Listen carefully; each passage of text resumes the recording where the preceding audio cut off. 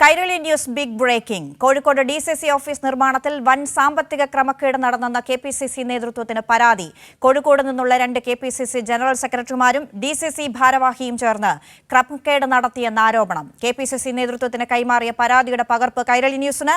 DCC office നിർമ്മാണ fund വകമാറ്റിയ 3 പേർ ചേർന്ന് ആഡംബര വാഹനങ്ങൾ വാങ്ങിയെന്നും പരാതിയിൽ പറയുന്നു.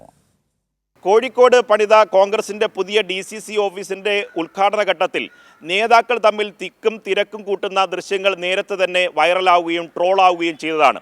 അത് വിവാദമായതിന് പിന്നാലെയാണ് ഡിസിസി ഓഫീസിന്റെ നിർമ്മാണവുമായി ബന്ധപ്പെട്ട് കോടികളുടെ അഴിമതി നടന്നു എന്ന ആരോപണം കൂടി പുറത്തു വരുന്നത്. അത് സംബന്ധിച്ച പരാതി പ്രധാനപ്പെട്ട ചില നേതാക്കൾ തന്നെ കെപിസിസി അധ്യക്ഷൻ കെ സുധാകരന് നൽകിക്കഴിഞ്ഞു. കഴിഞ്ഞ 3 ദിവസങ്ങൾക്ക് മുമ്പാണ് ഇത്തരത്തിലൊരു പരാതി നൽകിയത്. ആ പരാതിയുടെ പകർപ്പാണ് കൈരളി ന്യൂസ് പുറത്തുവിടുന്നത്. ഈ പരാതിയിൽ ഗൗരവതരമായി പറയുന്ന കാര്യം, ഒരു കെപിസിസി ജനറൽ സെക്രട്ടറിക്കെതിരെ വലിയ തരത്തിലുള്ള ആരോപണങ്ങൾ മുന്നോട്ട് വയ്ക്കുന്നുണ്ട്.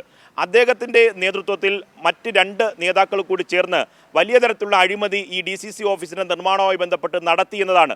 വ്യാപകമായി പണം പിരിച്ചു. ആ പണം പിരിച്ച ശേഷം ഈ 3 നേതാക്കളും സ്വന്തം പേരിൽ ആഡംബര വാഹനങ്ങൾ ഈ ഘട്ടത്തിൽ തന്നെ എടുത്തു എന്നും ഈ പരാതിയിൽ പറയുന്നുണ്ട്.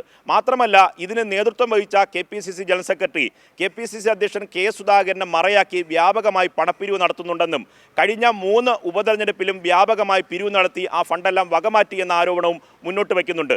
ഒരു ഡിസിസി ഓഫീസിന്റെ നിർമ്മാണവുമായി ബന്ധപ്പെട്ട് ഗുരുതരമായ ആരോപണങ്ങൾ പുറത്തു വന്നിരിക്കുകയാണ്. ഇത് കെപിസിസി അധ്യക്ഷന് തന്നെ പരാതിയായി നേതാക്കൾ നൽകിയിരിക്കുന്നു. അതിൻ്റെ പരാതിയുടെ അടിസ്ഥാനത്തിൽ ഇനി എന്ത് തുടർ നടപടി കെപിസിസി നേതൃത്വവും പാർട്ടിയുടെ നേതൃത്വവും എടുക്കുമെന്ന് ഇനി കാത്തിരുന്ന് കാണേണ്ട കാര്യമാണ്. ഇക്കാര്യത്തിൽ പാർട്ടി നേതൃത്വം നടപടി എടുത്തില്ല എങ്കിൽ തങ്ങൾ നിയമപരമായ നടപടികളിലേക്ക് പോകുമെന്ന നിർദ്ദേശവും ആ പരാതിയിൽ മുന്നോട്ട് വയ്ക്കുന്നുണ്ട്. ഇക്കാര്യത്തിൽ ഇനി മറുപടി പറയേണ്ടത് കെപിസിസി അധ്യക്ഷനും കേരളത്തിലെ പ്രധാനപ്പെട്ട കോൺഗ്രസ് നേതാക്കളുമാണ്. നിർഭൻ ചക്രവർത്തി, കൈരളി ന്യൂസ്, തിരുവനന്തപുരം.